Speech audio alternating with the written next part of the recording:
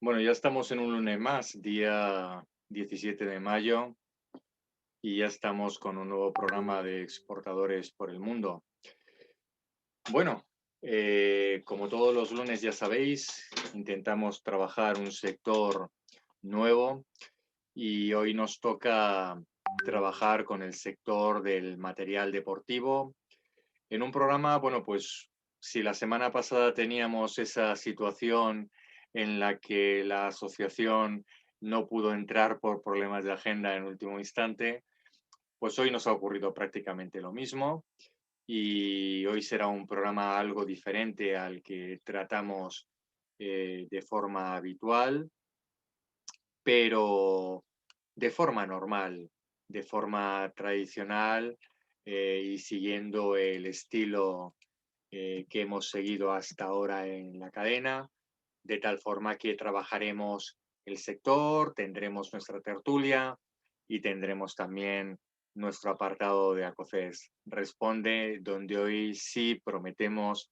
dar una mayor respuesta, mayor cantidad de respuestas posibles a las preguntas que nos habéis ido formulando a lo largo de, de estas semanas. Bueno, pues sobre todo, como siempre os digo, gracias a todos, bienvenidos y gracias por estar allí todas las tardes de los lunes de 5 a 6 de la tarde aquí en España y en diferentes horarios en Latinoamérica. Gracias a todos vosotros por estar continuamente siguiéndonos en nuestros canales de YouTube, en Activa Radio, descargaros los podcasts de diferentes programas que siempre son muy útiles para adquirir y conocer esas otras experiencias que tenemos desde los profesionales que trabajan en el ámbito del comercio internacional. Y como siempre, como no, no vamos a dar por iniciado un programa sin agradecer a los patrocinadores de este programa, como es Banco de Santander, en su apoyo continuado en favor de la internacionalización, cada día con más productos, servicios, mejor orientación, más dedicación y más tiempo que nos prestan a las empresas, no solamente por la situación de pandemia, sino por la profesionalidad que lógicamente nos transfieren y nos transmiten y por el interés que tenemos todos de crear un equipo de Imagen España de cara al exterior. Por supuesto, también gracias a Infebex, a la Federación Nacional de Negocios Internacionales, con esa gran labor que realiza con otros países de Latinoamérica, estrechando lazos, estrechando relaciones, intentando alcanzar proyectos comunes, conjuntos, que favorezcan el desarrollo de la internacionalización entre ambos mercados. Y, por supuesto, a ACOCEX, a la Asociación Española de Profesionales de Comercio Exterior, que gracias a su red de profesionales, a las experiencias que nos transfieren, que nos transmiten a las empresas y emprendedores que consultan, se puede permitir, nos podemos permitir crear ese programa de tantísimo interés como es ACOCEX Responde y que, como todas las tardes de los lunes, pues luego tenemos a bien obviamente contestar algunas de vuestras preguntas, de las múltiples preguntas que hacéis, pero claro, todas no pueden entrar dentro del programa. Bueno, pues como decíamos en la entrada, esta tarde otra vez por cuestiones de agenda no pueden entrar nuestros buenos amigos de la Asociación Española que aglutina la parte del sector deportivo, del material deportivo. Intentaremos hacer lo mismo que hicimos la semana pasada, tener una entrevista fuera del programa, pero sí subirla a los podcasts y subirla a los canales de YouTube de Exportadores por el Mundo, Activa Radio y de ACOCEX, para que las podáis seguir y tengáis también la opinión y la idea que nos quieren trasladar desde la Asociación Española. Y cómo no, buenas tardes a nuestros invitados. Javier, buenas tardes, ¿qué tal estás? Buenas tardes, Guillermo, Juan, y a todos los oyentes. ¿Qué tal? Encantado de verte una tarde más con nosotros y deseando que nos empieces a contar más cosas, que ya sabes que luego nos mandan preguntas internas y nos dicen, vale, pero nos tiene que dar más información desde el banco, nos tiene que dar más Hoy capítulos, venimos porque con lógicamente material nosotros el interesante. dinero en antena. Hoy venimos con material interesante, Guillermo. Genial, fantástico, Javier. Muy bien, buenas tardes, Juan Gordon, ¿qué tal estás? Bienvenido. Hola, buenas tardes, Guillermo, Javier, muy bien. a todos los oyentes. Un saludo cordial. Bueno, hoy no puede estar con nosotros Juan Gordon, tampoco, una Sí. reunión también de última hora con Estados Unidos. En fin, es que esto es una radio profesional. Hay veces Juan que Suárez, querrás decir, Guillermo. alguna persona nos ha escrito, nosotros somos muy transparentes en el programa de radio, alguna persona nos ha escrito y dice, bueno, muy profesionales, decimos precisamente porque somos profesionales, aunque tenemos un cuadro de agenda con una programación anual perfectamente establecida por sectores y gestionamos con mucho tiempo las acciones, las agendas, los compromisos y las situaciones de nuestros clientes o de nuestros asociados, pues nos guste o no nos guste, el programa de radio priman.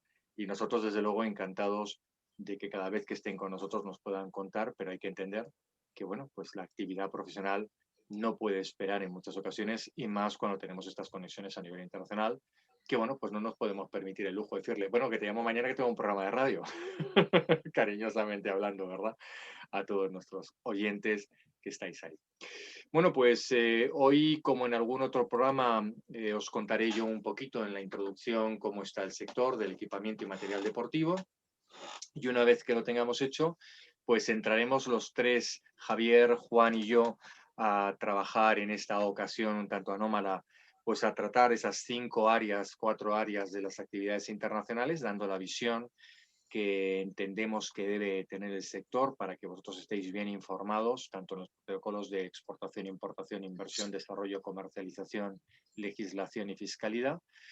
Y finalizaremos el programa, como os hemos comentado, con lo que se responde. Muy bien, bueno, pues el sector del equipamiento y material deportivo. Nos encontramos en un sector que aporta aproximadamente el mercado un 2,4% de lo que desarrollamos en cuanto a negocio y a comercio en la actividad española, y siendo además un sector que no por situaciones muy especiales tiende a un crecimiento constante. Si nos vamos a las cifras de los últimos 6 años, prepandemia, nos encontramos que el crecimiento estaba en torno a un 3,5 más o menos progresivo. Y sin embargo, en el año 2019 nos hemos encontrado que en el año prepandemia se ha incrementado a un 5%.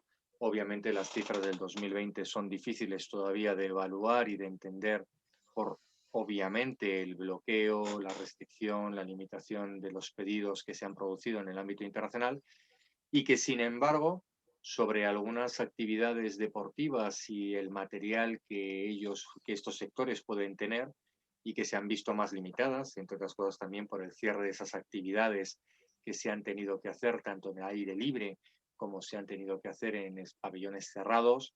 Pues imaginémonos actividades de atletismo, por ejemplo, actividades baloncestísticas o de pelota, por decir de alguna forma, o de patinaje para los riders, etcétera. Bueno, pues obviamente son muchos meses en los que esta actividad pues no ha conllevado o motivado un pedido mayor, ¿no? Un cierto movimiento tanto en la exportación como en la importación, frente a otros deportes, otras actividades deportivas que, por poderse desarrollar al aire libre, por ejemplo, tal vez las dos más significativas, que serían el running y sería la bicicleta, bueno, pues se han incrementado sobre medida, generando cifras verdaderamente sorprendentes, con incrementos de hasta un 50% para este tipo de deportes, en el cual incluimos no solamente el material que requiere, sino también el producto en sí, ¿no? El hecho en sí de cómo desarrollarlo, cómo tratarlo, tanto en material nuevo como de segunda mano. Estamos hablando de un sector donde el 47,77% de los, digamos, concurrentes en el mercado son fabricantes nacionales. Afortunadamente estamos en un sector muy consolidado en el mercado español, con fabricantes, con importadores, con distribuidores y comercializadores, a pesar de que, bueno, pues todos somos conscientes de que es un sector muy desarrollado en cuanto a productos de nivel medio y de nivel más bajo, procedentes de China, incluso de Vietnam, donde están las grandes fábricas, los grandes elaboradores y desarrolladores de estos productos, pero en otros terceros países tenemos grandes fabricantes, Dinamarca, Estados Unidos, Canadá, México incluso, donde también están muy especializados en otro tipo de deportes y desde ellos, sin embargo, nos presentan marcas y productos de una calidad o media alta o incluso de nivel muy elevado. De este 47% se puede decir que el 43% son importadores de marcas internacionales y un 9,23% se corresponde a compañías que además de ser productores nacionales dedican parte de la actividad a la importación. Estamos hablando de que un sector en el que hay grandes marcas que a todos nos suenan, ¿verdad? Y tenemos en la cabeza, y además con grandes estructuras de distribución y comercialización de productos y tiendas que han hecho que, bueno, pues el sector del deporte haya ido a más, no solamente por las propias que ponen algunas actividades deportivas vinculadas al club deportivo, sino al multideporte, como alguno tendremos nosotros en la idea. Sector en el que hay 466 fabricantes, de los cuales 381 son importadores y 72 son fabricantes e importadores. Y contamos un sector que es amplísimo con respecto al tipo de material y producto que en él podemos encontrar, puesto que tenemos 66 federaciones deportivas que aglutinan todo, elementos subacuáticos, aeronáutica, ciclismo, atletismo, como las más conocidas, o incluso el motor. En cuanto a las cifras, pues siempre tenemos el mismo indicador dentro de lo que es el desarrollo de la exportación e importación en España. Nuestros principales destinos siguen siendo la Unión Europea, donde el gran destacado siempre sería Francia e Italia, seguido inmediatamente de Portugal. Y si nos vamos al criterio de exportación, bueno, pues en los países de exportación nos podríamos encontrar que intentamos hacer grandes proyectos con mercados como pueden ser, por ejemplo, Estados Unidos, Canadá o México, saliendo del protocolo clásico europeo y de los mercados asiáticos normales. Bueno, estas son las cifras y esta es la situación que nos brinda el sector. A partir de aquí, bueno, pues nuestros contertulios, y en este caso me sumaré yo a ello, en esa parte que me corresponde habitualmente, anteriormente la parte de aduanas, a tratar y dar una visión de cómo se comporta. Y comenzamos contigo, Javier. Estas son las cifras. Un sector, como acabamos de escuchar, bueno, pues muy asentado en el mercado español, muy tradicional, donde conseguimos mantener empresas españolas fabricantes, aunque fabriquen en España o fabriquen fuera de España, según el nivel de calidad que se tiene que buscar y los costes, obviamente, de desarrollo o el concepto incluso multimarca que tenemos que trabajar, pero un sector que todavía está aquí y que, por lo tanto, seguramente es un sector que va a requerir, sin lugar a dudas, financiación tanto de export como de import. Y aquí me gustaría tal vez empezar por uno de los productos que tal vez tocamos menos dentro de los diferentes sectores, pero que tampoco se prestan a ellos, ¿no? Que es el leasing, que podemos tener, por ejemplo, como uno de los productos tradicionales y que podrían ayudar en este caso a la importación. ¿Qué te parece a ti, Javier? ¿Cómo se comporta ese sector en vuestra posición? A ver, el leasing de importación no deja de ser exactamente lo mismo que un leasing de nacional. Al final es una alternativa muy buena a nuestra financiación del largo plazo, ¿no? Normalmente las empresas pues solemos recurrir cuando nos queremos financiar una inversión, un proyecto. En este caso, oye, pues queremos comprar una maquinaria para ponerla en nuestra línea de producción en Alicante, pues para fabricar tejido, para fabricar, por ejemplo, maillots o culos de ciclismo. Normalmente recurrimos a los fondos propios o a una financiación a largo plazo con la entidad financiera. Bien, no solo debemos limitarnos a eso. Sí que es verdad que, y ahora con todas las ayudas que está sacando el gobierno, el recurrir a un préstamo a largo plazo pues nos puede facilitar mucho a la hora de recibir algún tipo de subvención, ¿no? Para mejoras dentro de la cadena de producción. Pero hay un producto, que es lo que estabas comentando, Guillermo, que es el leasing de importación o el leasing de nacional. Al final, lo que se diferencia con un préstamo a largo plazo, pues un préstamo que amortizas en 5 años con un año de carencia de capital, es que tiene unas ventajas fiscales, a diferencia de una financiación o un préstamo normal, que son bastante claras. Y te explico. Por un lado, un leasing de importación o de nacional nos permite financiar el 100% de la maquinaria, del inmueble, ¿vale? no deja de ser un contrato de arrendamiento financiero entre una entidad financiera y un particular. Entonces, si tú, por ejemplo, compras una máquina para producir o para sellar o para estampar los culottes y los maillots de ciclismo, la titularidad, la propiedad de esa máquina no la vas a tener tú, la va a tener la entidad financiera. Y a los 5 años va a haber una opción de compra con un valor residual que vais a acordar con la entidad financiera y que luego podrás ejecutar o no podrás ejecutar esa opción de compra. ¿Qué ventajas fiscales tiene? Por un lado hemos dicho que te permite financiar el 100% de la adquisición del material o del equipamiento, ¿vale? Por otro lado, te permite financiar lo que es el IVA de esa compra, porque al final, si el leasing te lo llevas a 5 años, pues el IVA, ese 21% de esa compra, lo vas a ir pagando en mensualidades a medida que pagas el importe del equipamiento.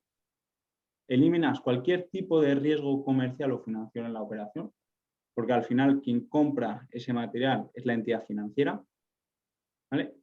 Y la ventaja fiscal es que, al contrario que un préstamo, esa amortización del inmovilizado, en función de si eres una empresa mediana o grande, te permite duplicar, anticipar esa amortización de la maquinaria por 2 o incluso 3 veces si eres una empresa de reducido tamaño.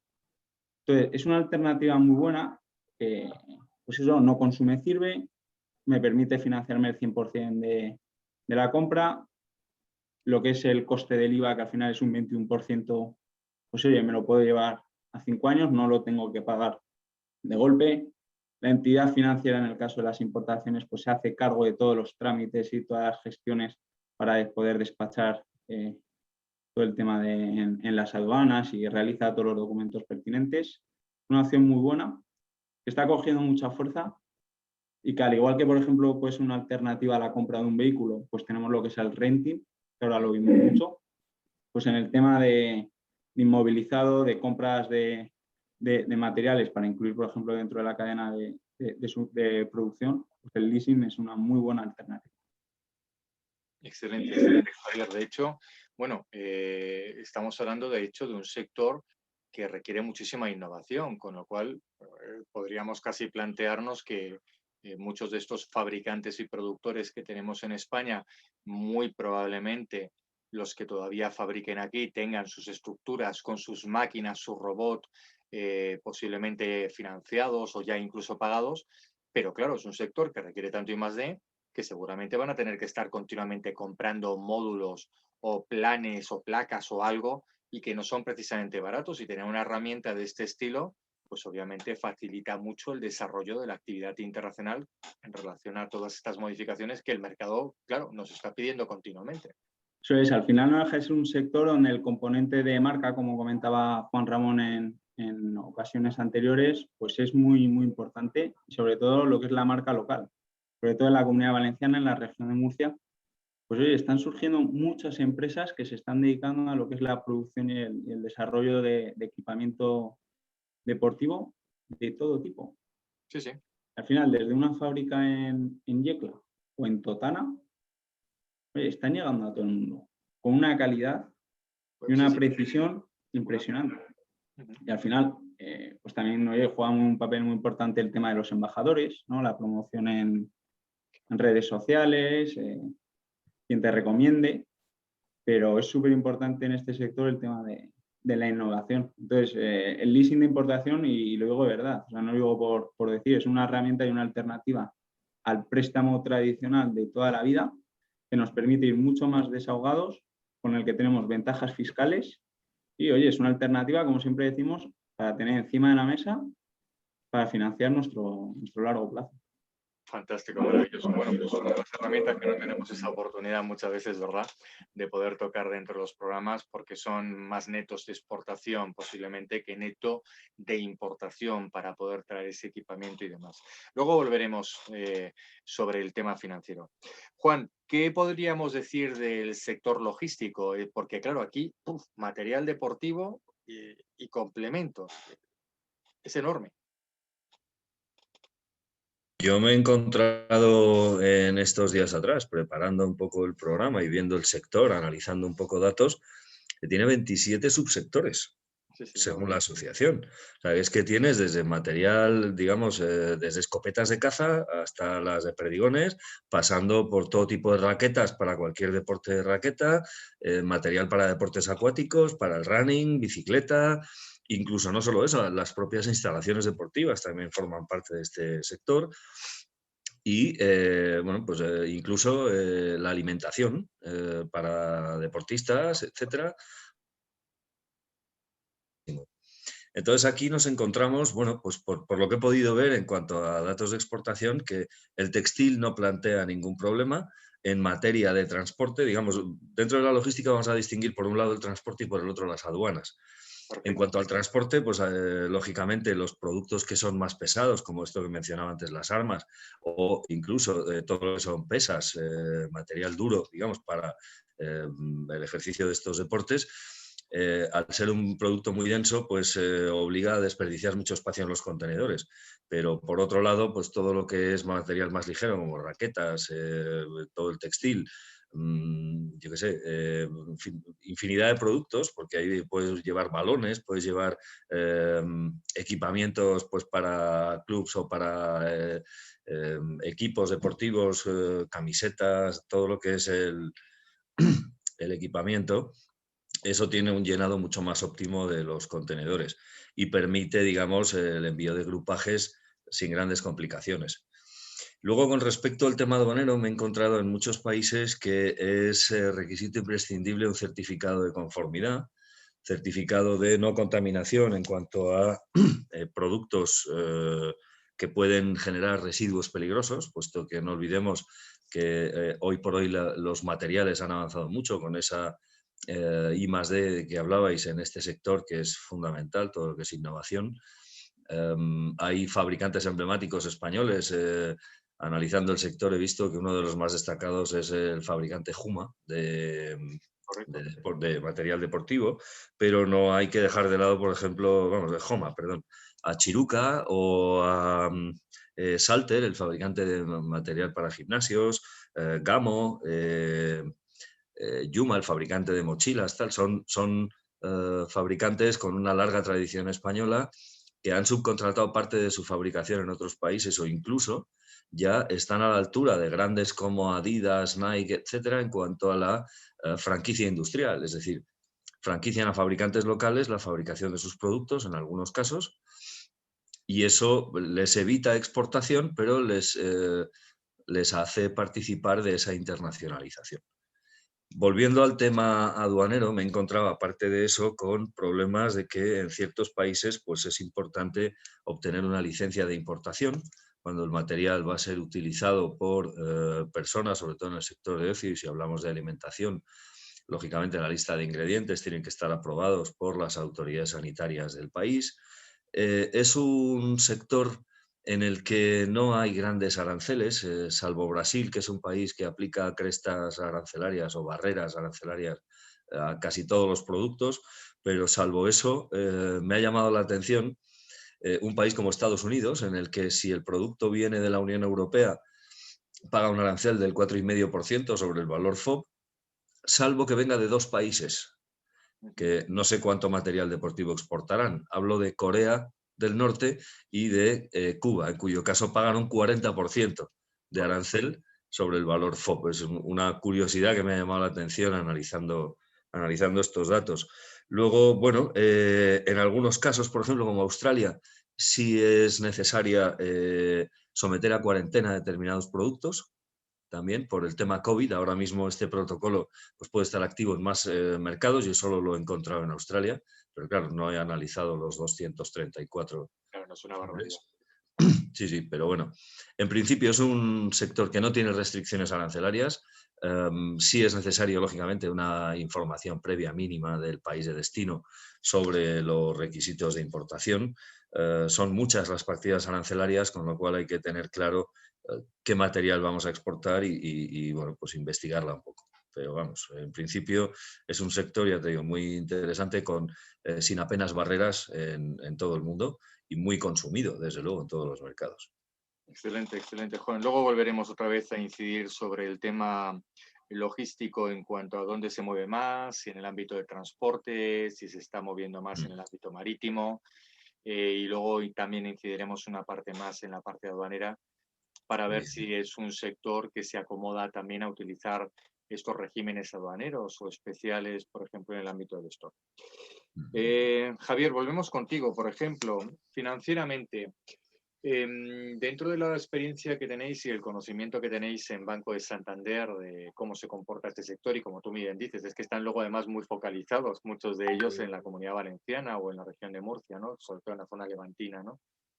Es interesante saber la problemática que tienen, porque sobre todo en el ámbito de la divisa, porque aunque somos un poco recalcitrantes o reincidentes en los programas hablando de ello, es que realmente todos los días hay problemas. Es curioso, ¿no? Es curioso, ¿no? ¿Cómo lo ves? Porque estamos hablando de mercados tradicionales como son China, Estados Unidos, Vietnam, Corea, Japón, incluso muy importante a la hora de poder plantearnos y trabajar con material deportivo, ¿no? Yo aquí veo dos problemas, ¿no? Yo creo que pueden caracterizar financieramente a este sector. Por un lado son los amplios plazos de giro Claro. que tenemos con el tema de las importaciones. Como estáis comentando, por muchas de estas importaciones o parte de los materiales por los que luego producimos y luego tenemos que vender, pues vienen de China. Entonces ahora sí que se está dando, y no solo en este sector, sino en el resto de sectores, que con el tema de la escasez de contenedores, el poco stock que hay en origen en China, en Asia, los plazos de giro se están ampliando bastante. Donde antes tú a lo mejor realizabas una compra, en 40 días tenías el material en España, producías y a los 30 días ya le dabas salida a esos materiales, pues nos estamos yendo de un periodo medio de 90 a 120 días pues a plazos más largos. Entonces, eso sí que sí que hay una serie de casuísticas, ¿no? Pues al final tus financiaciones o tu circulante, pues al final el periodo de cobros y pagos se difiere de lo que tú tenías planteado y ahí tenemos un problema. Hay que ver qué es lo que pasa y hay que intentar buscarle una solución. O bien intento acortar o alargar mi periodo de pago a mis proveedores o intento anticiparme parte de los cobros pues, para no caer en problemas o dificultades de liquidez, ¿no? Y eso al final va derivado junto con el tema de la divisa. ¿Por qué? Porque al final tú tenías una serie de pedidos establecidos con tus proveedores, por ejemplo, de Asia. Estos pedidos normalmente, o en la mayoría de los casos, pues se pagan en dólar. Y un dólar no vale lo mismo hoy que hace 6 meses o hace 10 meses, cuando te cerraste un suministro con una persona de China para que te suministrara durante todo el año, pues un dólar no vale lo mismo. Y dependiendo, porque estabais contando antes, al final este es un sector donde hay muchos tipos que embarca un amplio abanico de productores, de importadores, de distribuidores, de fabricantes. Entonces, tenemos de todo, pero tenemos empresas pues a lo mejor que tienen unos márgenes comerciales muy ajustados. Entonces, no les supone lo mismo comprar 200.000 euros de pelotas de fútbol para luego vender a todos los colegios, me lo invento, para luego vender a todos los colegios de la Comunidad Valenciana, al dólar a 1,21 que a 1,18, porque al final ha sido una licitación, ya tienes comprometido el precio de venta y resulta que cuando vas a pagar, pues vas a pagar más caro de lo que vas a vender.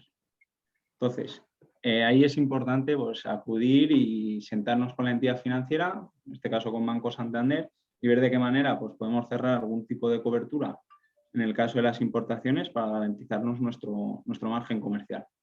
Súper importante eso. Otro problema que está habiendo con el tema pues oye, había empresas, ¿no? que tenían coberturada su compra de suministros de mercancía a un tipo de cambio prefijado y resulta que se ha demorado el suministro por parte de Asia. Pues, ¿qué pasa con esos seguros de cambio? Bueno, hay distintas alternativas, hay que hablar con la entidad financiera y ver de qué manera podemos pues aguantar esas coberturas, esos seguros que tenemos hasta que podamos realizar las operaciones. Sí que me gustaría añadir que, sobre todo insisto en el tema de las importaciones, porque al final este es un sector muy importador. Neto importador. Sí. En los países de Asia, del sudeste asiático, que es donde es la fábrica del mundo, por decirlo así, los tipos de interés locales son muy elevados.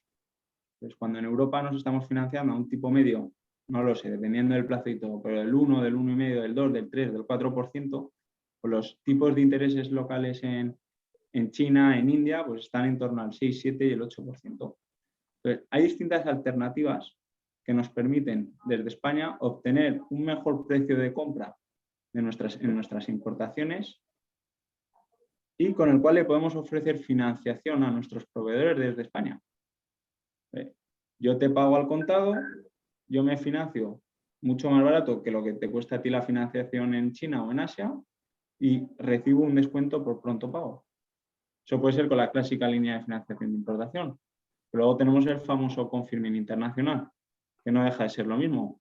Yo te emito un confirming a 60 días y te doy la opción de anticiparse este confirming, de anticiparte ese cobro en Chile o en China o donde sea, a tipos de interés que ya hemos pactado y que van a ser mejores tipos de interés que los que tienes tú con tu entidad financiera local. Entonces, siempre lo decimos. Luego te quiero preguntar, Javier, en relación también al crédito documentario, porque es un sector, por lo menos por lo que nos llega a COCEX, curiosamente de los que nos suelen mandar, ¿no? Revísanos, échale un vistazo, a pesar que lógicamente estáis ahí las entidades bancarias y que ayudáis indiscutiblemente, pero ya sabes cuál es el carácter, no sé en Latinoamérica como nuestros oyentes cómo serán en sus casas, ¿no? En sus empresas y con sus entidades, pero aquí en España solemos decir esto de he ido al médico para que me vea y me recomiende ir a otro médico para que me dé su otra opinión. Bueno, esto es un poquito lo mismo. Al final van a preguntar a estos operadores intermedios y luego resulta que nos llegan a COCEX, oye, que me ha llegado esto, que tengo una interpretación, que tengo un algo, y claro, a nosotros nos cuesta no decirles, pero esto te lo habrá revisado tu banco, ¿y qué te ha dicho? No, bueno, me lo han enviado directamente y le echa un vistazo todavía. Claro, que todos sabemos que esto no suele ser así, ¿no? Por lo menos en las entidades bancarias creo que más serias que tenemos en el mercado, ¿no? Pero me gustaría volver a ello porque creo que es un sector que se presta muy mucho, ¿no? Precisamente al crédito comercial. Vamos con Juan. Juan, volvemos otra vez a la parte aduana y logística para cerrar, si quieres, este capítulo. Desde el punto de vista logística, claro, vamos a ver, decías antes, trasladar y transportar ropa. Bueno, pues obviamente, salvo que tenemos piezas deportivas de un valor increíblemente alto, con unos márgenes elevadísimos que se pueden manejar sin ningún tipo de problema a nivel aéreo. Yo recuerdo por ponerte un ejemplo, y a los oyentes, recuerdo hace unos 18 años, cuando uno de los clientes que me tocó la puerta me pedía ayuda porque quería empezar a trabajar de forma paralela en la línea Hoyt de Arcos de competición americana. Y claro, no tenía mucha idea. Lo que tenía era dinero, tenía la tienda deportiva, no había metido la línea de caza o de deporte de tiro con arco y quería integrarse en el sistema, ¿no? Y claro, a la hora de valorar el producto de los últimos recurvados y los primeros poleas que empezaron a llegar al mercado español, claro, el recurvado, como no te lo trajeras en barco, era poco más o menos que imposible poderlos tratar y trabajar. Pero cuando te ibas al valor de un arco recurvado, directamente te decían, no, esto va por vía aérea porque el producto puede soportar perfectamente el coste del tráfico aéreo sabiendo el incremento que hay. Entonces, a rasgos generales, sabiendo que tenemos tantísimas subpartidas, ¿cómo podríamos catalogar el tipo de utilización de este transporte? ¿Tenemos algún dato en relación de por dónde se está exportando más o menos logísticamente? Valencia, Barcelona, Algeciras, Sevilla, Madrid, Barajas, el Prat, o se están trayendo por otros hinterlands europeos. Y a nivel marítimo, ¿cómo está la situación? Aprovechando también que lo habéis comentado, esta situación que, bueno, parece ser que se empieza a corregir, ¿no? Más barcos, más puertos abiertos, recolocación de los contenedores vacíos que se quedaron en muchos hinterlands apalancados, y que, bueno, pues vuelven a hacer que los fletes, aunque con más lentitud, vuelvan a su, digamos, criterio normal de valor, ¿no? Aunque todavía estamos con valores elevados, ¿no? Pero bueno, la curva descendente la tenemos. ¿Qué nos puedes contar desde el punto de vista puramente logístico? Logístico Pues transporte. mira, empiezo de atrás hacia adelante, es decir, empiezo por lo último que comentas. Efectivamente, en este sector, como ocurre con el de los combustibles, me refiero al de los fletes internacionales, tanto marítimos como aéreos, tenemos el efecto cohete y el efecto pluma. Es decir, a Sí. la hora de elevar los fletes suben muy rápido y muy alto. Sin embargo, cuando se reducen o se normalizan las situaciones y hay que volver a las aguas a su cauce, pues cuesta más y va más lento, es el efecto pluma. Entonces, en el sector marítimo, de todas formas, todavía queda mucho camino por recorrer. Hay que tener en cuenta que el Ever Given, el barco que bloqueó el canal de Suez a principio del mes de abril, sigue todavía en manos de las autoridades egipcias, incluyendo sus más de 20.000 contenedores o cerca de 20.000, porque eran 18.000 y pico, con todo el perjuicio que eso supone para los importadores de esas mercancías que no las han cobrado, vamos, que no las han recuperado. Correcto. A eso hay que añadir que efectivamente, aunque los fletes están bajando algo, están bajando porque se han reconducido muchos flujos de mercancías por otras vías alternativas. Se está desarrollando mucho la nueva ruta de la seda terrestre por vía ferroviaria y vía rodada por carretera, y se ha acudido también mucho al sector aéreo. De hecho, las compañías aéreas están invirtiendo en nuevos cargueros puros, porque la crisis de la pandemia ha puesto de manifiesto que no había suficientes cargueros en las flotas. Una vez que se han paralizado únicamente los aviones de pasaje, que ha sido el subsector que más ha sufrido, no había cargueros suficientes para atender la demanda, con lo cual todos aquellos aviones que tenían configuración combi pues se han podido reconvertir de pasaje a carga y se han podido utilizar, pero no han sido suficientes. Entonces esto pone de manifiesto que todos los fletes, digamos que es un sector en el que todavía queda mucho por recorrer. Hay que replantearse muchas de estas cadenas de suministro globales que se están viendo muy afectadas. Y no solamente el COVID ha causado ese problema de desajuste de contenedores. Hay que pensar que hay mercados maduros, como es el caso, por ejemplo, de Estados Unidos o ocurre en Europa.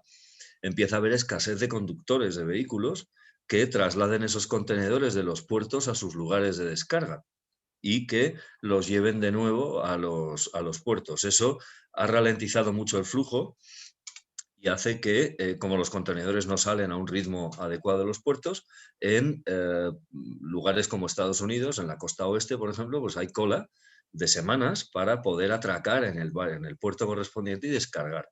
Entonces se producen atascos y digamos, hay muchos fuelles que todavía hay que corregir para hacer que esta cadena vuelva a ser fluida y vuelva a tener un ritmo normal. Claro, y Eso que ya, lo que está afectando, obviamente, con carácter general a un gran número de sectores, exportadores e importadores. evidentemente, a todos, a todos. Yo cuando hablo en un barco, date cuenta que puede ir material deportivo, pero pueden ir chips, que es otro de los problemas que ahora se está Todo el material produciendo. informático que sabemos que está faltando ahora mismo y que estamos desabastecidos en Pero todas es las que, claro, es que los chips ya se incorporan desde en un cepillo de dientes hasta en un vehículo eléctrico. Y, por supuesto, en cualquier otro producto medianamente sofisticado de consumo, lleva siempre un chip para poder medir Bueno, y mucho o material realizar deportivo, ¿eh? Hay mucho cualquier material función. deportivo, no Claro, te voy a hablar de maquinarias especiales que tenemos en los famosos gimnasios, ¿no? Que están tan de modas por ahora, supuesto, sí, las lamentablemente, con el cintas, tema de las la pandemia, bicicletas pero elípticas, todo ese tipo de cosas, hemos pero redescubierto el también. cuerpo, ¿verdad, Juan? Claro, pero fíjate los relojes estos ahora que llevamos todos, que te mide el ritmo cardíaco, los pasos, no sé qué, pues todo eso también incorpora chips y mucho de esto viene de Asia. Y todo esto está provocando, ya te digo, una escasez importante de chips que afectan a prácticamente cualquier sector industrial, se está viendo afectado por Juan, esto. muy rápido, que se nos va yendo el tiempo. Y desde el Sí. punto de vista aduanero, ¿qué tenemos en este sector? ¿Es un sector que hace la importación a libre práctica a consumo de forma directa? ¿O también está utilizando perfeccionamiento activo de importación? ¿O al contrario, tenemos conocimiento de que es un sector de que está terminando el producto en terceros países utilizando un perfeccionamiento activo de salida?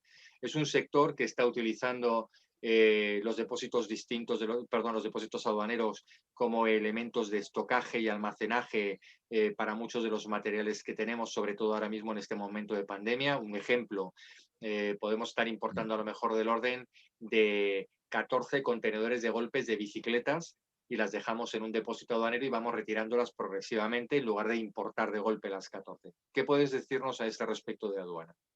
Pues hombre, te puedo decir que los depósitos aduaneros no se están utilizando demasiado porque lo que más se importa son componentes. Componentes que se incorporan en la fabricación y que muchas veces, dependiendo del ritmo de fabricación de las empresas, son por lotes, pero se importan pues, o los grupajes o los contenedores enteros y como la mayoría, el 90% de lo que se importa es para venta nacional, no se está aplicando el régimen de perfeccionamiento activo, que podría ser muy interesante si después vamos a reexportar ese producto ya terminado. Tanto en este sector como en todos, lo que es evidente es que la información es poder, ¿no? Y el hecho de estar al tanto de todos los procedimientos que nos plantea la aduana a la hora de realizar una importación o una exportación, pues es importante conocerlos y aplicarlos en nuestro propio beneficio, porque no hay que olvidar que todos estos procedimientos impuestos por la Unión Europea lo que buscan, aparte de otras cosas como proteger a la población, es indudablemente favorecer a las industrias europeas. Entonces, todo esto está puesto con sentido común y con cabeza y lo que tenemos es que aprovecharlo, indudablemente. Fenomenal, Juan. Bueno, pues entonces tenemos una visión. Desde el punto de vista jurídico, sí, para nuestros oyentes contar que tal vez lo más referente o lo más relevante que encontramos en este sector frente a otros programas es el elemento de la protección de marca. Estamos hablando en este caso que, bueno, son importantes los documentos mercantiles bien hechos, los contratos de compraventa, los contratos de fabricación, la cesión de fabricación de una marca en destino, pero tal vez el elemento más importante aquí es la marca seguido inmediatamente de la protección sobre el I+D+I que tiene o que representa este sector, ¿no? Si salimos y empezamos a trabajar sobre determinados productos, debemos imaginarnos la gran cantidad de productos que utilizamos dentro de este sector, desde los aparatos a lo que es la ropa, ¿no? Estamos utilizando materiales con fibras con un I+D+I muy, muy elevado, ¿no? Con una tecnología muy alta en el desarrollo de ellos, que si es para transpiración, que si es para elasticidad, por no hablar ya cuando nos vamos al deporte de élite, precisamente dentro de este marco. Por tanto, bueno, pues dentro de lo que sería la preocupación, dónde ponemos ese punto de preocupación, si el contrato tiene que tener más cláusulas o menos cláusulas, tal vez en este sector deberíamos decir desde exportadores por el mundo que eso llegará y también tendremos que verlo, pero fundamentalmente hay que proteger la patente, el registro, el desarrollo que se ha podido hacer sobre el producto y desde luego la marca en terceros países. Sí. Para Hay luego un apunte, Guillermo, terminar con Javier, sí, dime un Juan. apunte muy breve. Ojo con México, Brasil y China. Son 3 países en los que la protección de la propiedad industrial se respeta poco o nada. Correcto, ¿Vale? lo tenemos muy claro y gracias por el apunte, siempre es bueno y Sí, siempre es que nuestros oyentes tengan en cuenta pues desde nuestras experiencias, eso es. lamentablemente, pues Sí, contar también este tipo de situaciones que son reales, ¿verdad?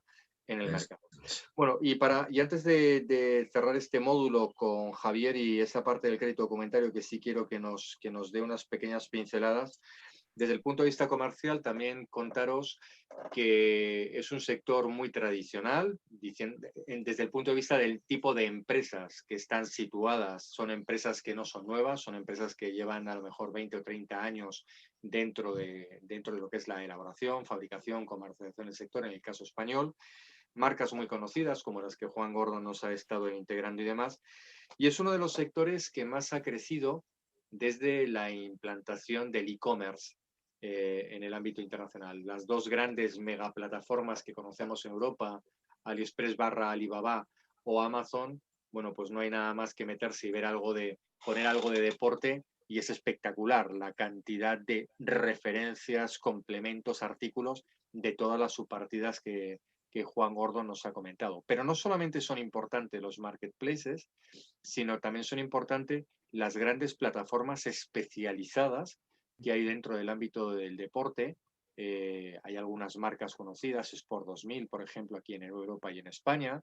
Es una referencia francesa que tiene diferentes franquicias con diferentes tiendas online, que diferencia además productos online según mercados en los cuales está situado, o grandes cadenas, ¿verdad?, o puntos de venta que todos conocemos, donde entrar en ellas y ver su portal de compra-venta online en relación a la cantidad de productos que tienes es bárbaro. Te dicen, tenemos 27.000 o 30.000 referencias en un mundo solamente del deporte que muchas veces, bueno, pues los menos cercanos a él se llegan a sorprender porque tienen muchas referencias frente a lo que podríamos estar estimando o valorando.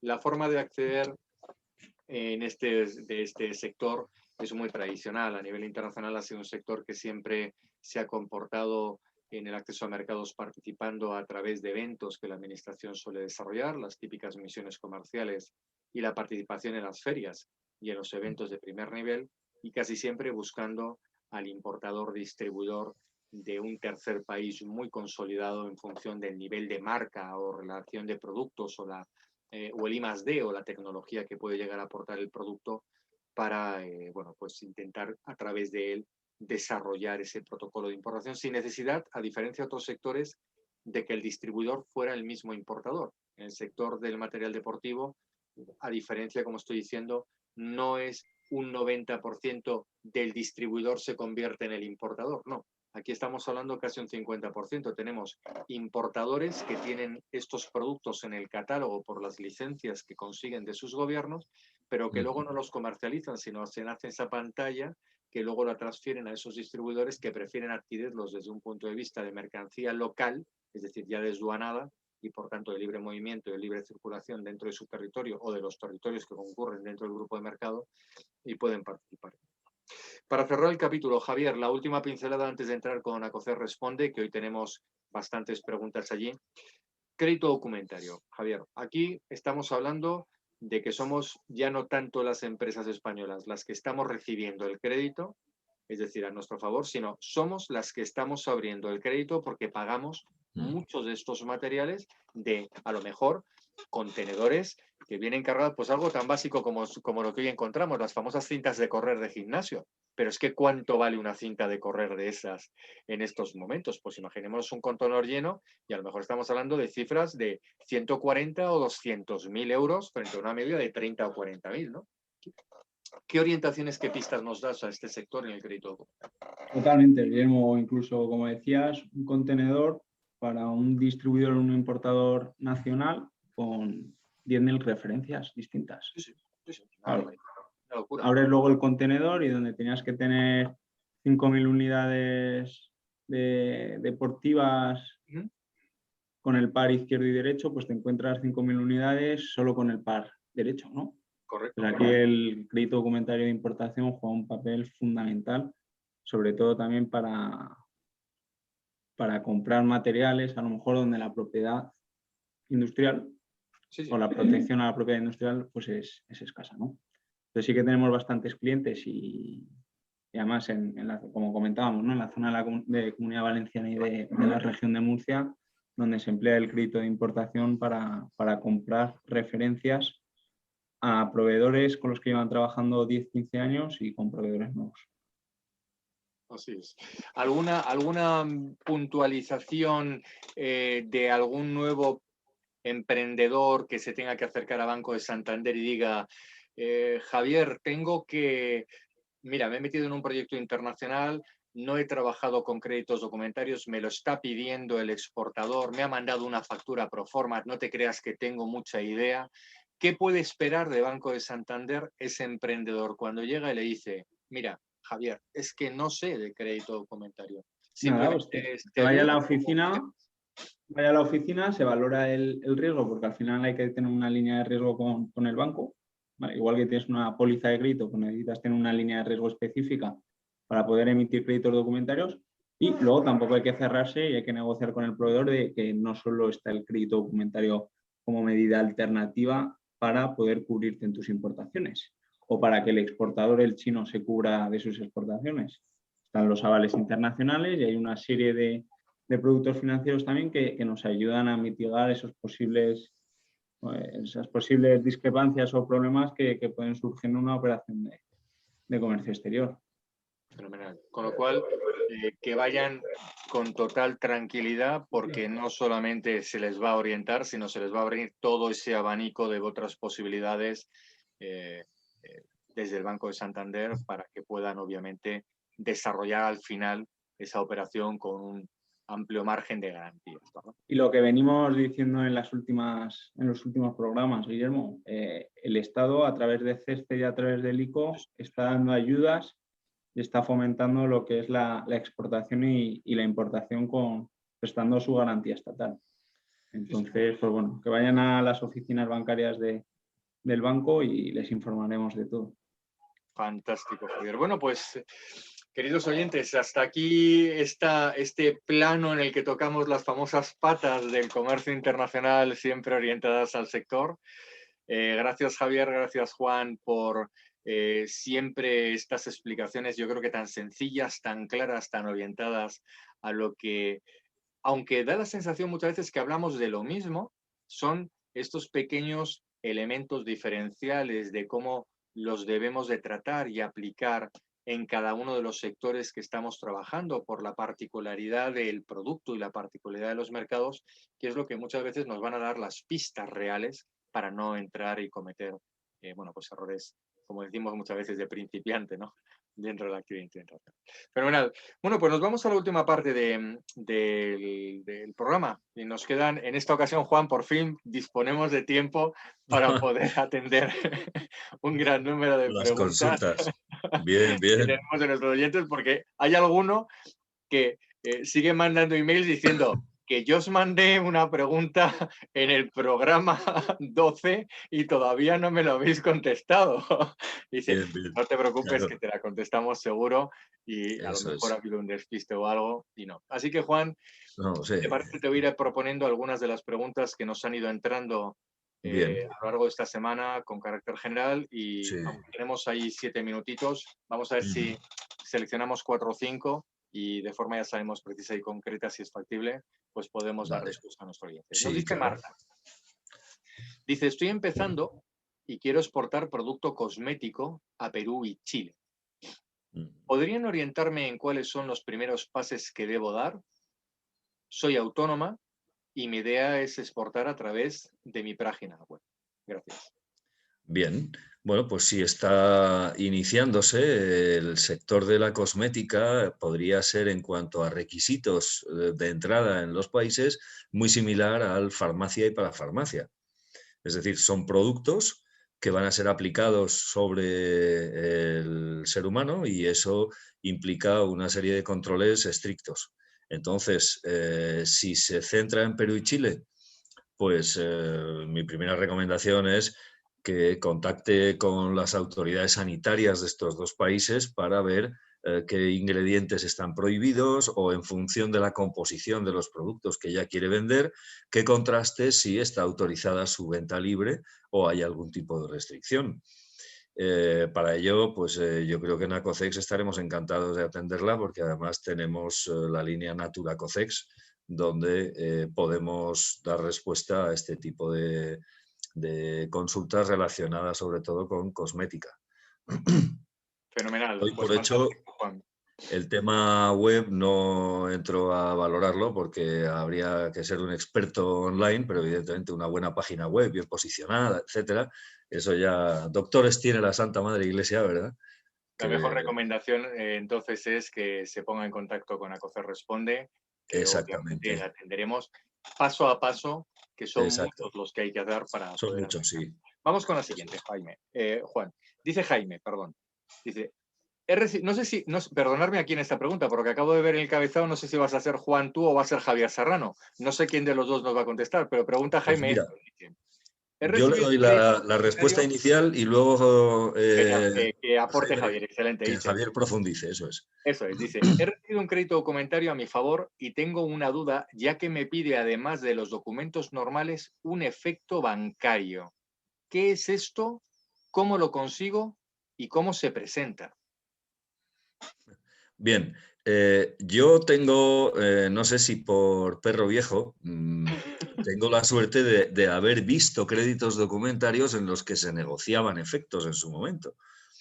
Un efecto no es otra cosa que una letra de cambio o un pagaré.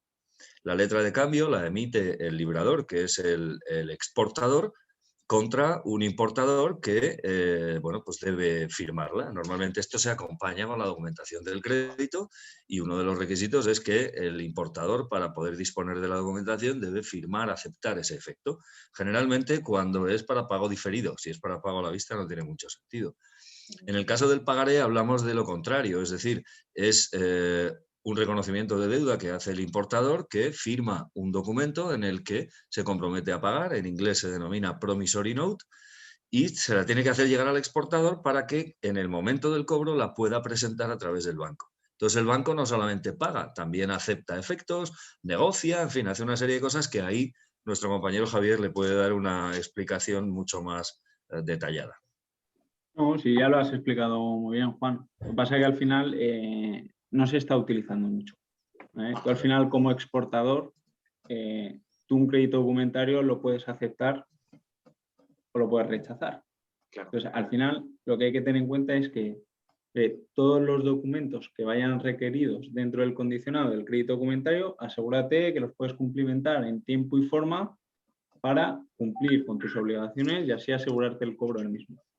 Correcto. Entonces, hoy en día no se está utilizando mucho ese tipo de... No se incluye dentro de los créditos documentarios en la mayoría de los casos. Salvo cosas va a ser la anécdota, Javier.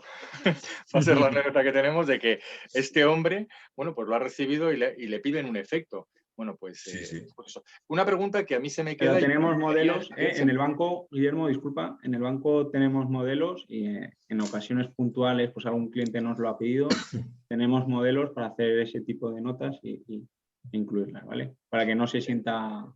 Por matizar muy rápido, tanto Juan como Javier, se lo están pidiendo, por lo tanto, ¿cuándo se presentaría? ¿Con la documentación normal o tiene un plazo de presentación fuera de la documentación normal? Tiene que viajar con todos los documentos al importador.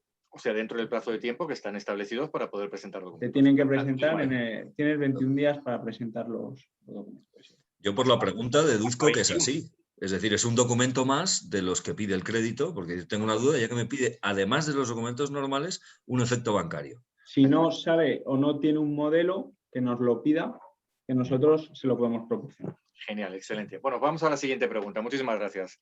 Juan, dice Laura. Hola, tengo una consulta. Dice, ¿es necesario pasar control SOIBRE siempre para exportar aceite de oliva? Y si fuera así, ¿por qué? Bien, a la primera pregunta contesto con un sí categórico.